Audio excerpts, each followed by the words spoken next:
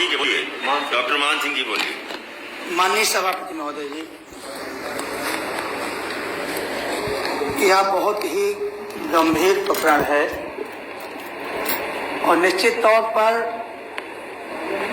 जिस देश में यह कहा गया हो कि गुरु गोविंद दो खड़े और काके लागों पाए, यानी कि गुरु को भगवान के ऊपर का दर्जा दिया गया है और आज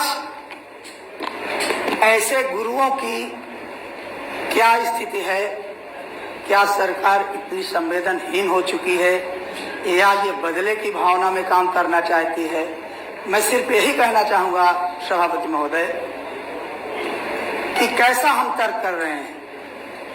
एक तरफ अगर 10 साल कोई वकालत कर लेता है तो उसको अनुभव के आधार पर जज बनाया जा सकता है और अपने देश में, प्रदेश में जब शिक्षा के लिए कहीं से कोई रास्ता नहीं सूझ रहा था तो जो गांव का टॉपर विद्यार्थी था उसको शिक्षा मित्र के माध्यम से जिम्मेदारी दी गई कि आप बच्चों को पढ़ाने का काम करें।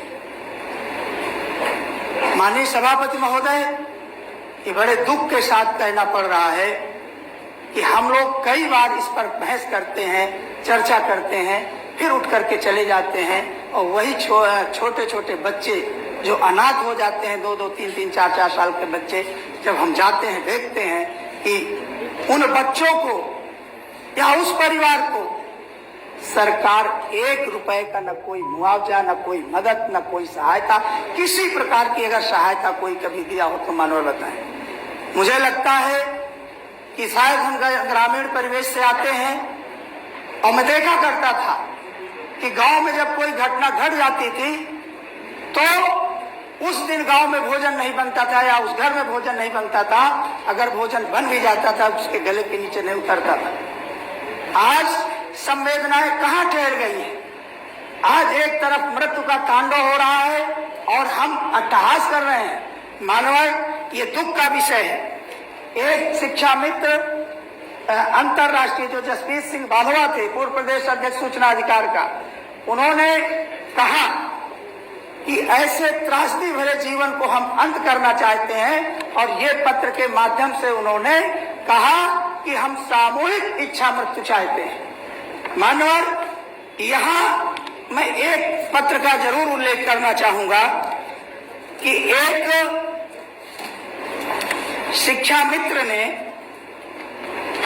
कहा कि सरकार अगर हमारे खून की प्यासी है तो मानव, ये पत्र उन्होंने, यह पत्र खून से लिख करके, अपने खून से लिख करके इस पत्र को भेजा कि अगर सरकार खून की प्यासी है तो अपने खून से हम पत्र लिख रहे हैं। मानव, मैं जो चर्चा करना चाह रहा था, सरकार केवल, मैं अगर एक लाइन में कहूंगा तो केवल सरकार के अंदर ये कीड़ा घुस गया है कि इन शिक्षा मित्रों की समाजवादी पार्टी की सरकार ने किया है, इसलिए हम इनको कभी इनकी सहायता नहीं करेंगे।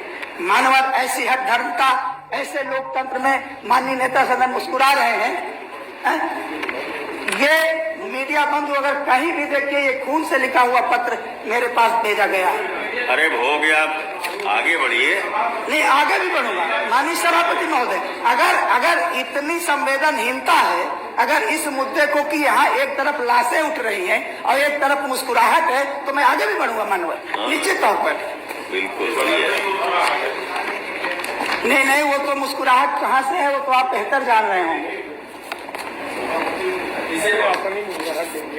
मानवर, मैं सिर्फ इतना चाहता हूं कि अगर सरकार लोकतंत्र के प्रति, समाज के प्रति और जिन गुरुओं को भगवान का दर्जा दिया गया है, अगर उनके प्रति जरा भी गंभीर है तो कम से कम सुप्रीम कोर्ट का जो एक कथन है कि यदि आप समान कार्य का समान वेतन देते हैं, ये सरकार अपनी दलील क्या देती है कि सपा ने नियम विरुद्ध कर दिया।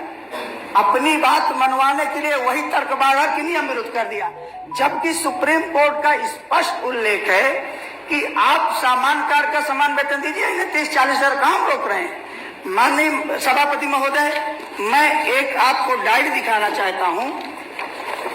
ये डायरी है, इसमें क्रमवार जितने शिक्षा मित्रों की मृत्यु हुई है, जिन्होंने सुसाइड किया है, पूरा इसमें लिख करके पूरी डायरी ये भरी पड़ी है।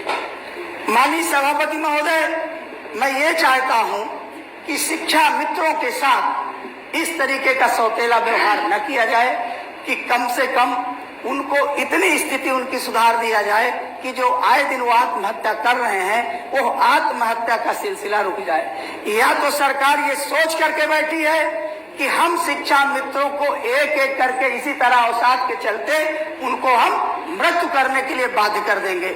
निश्चित तौर पर इस लोक महत्व के विषय पर मैं सदन की कार्रवाई रोक करके चर्चा कराने की मांग करता हूं। कौन रखेगा विषय?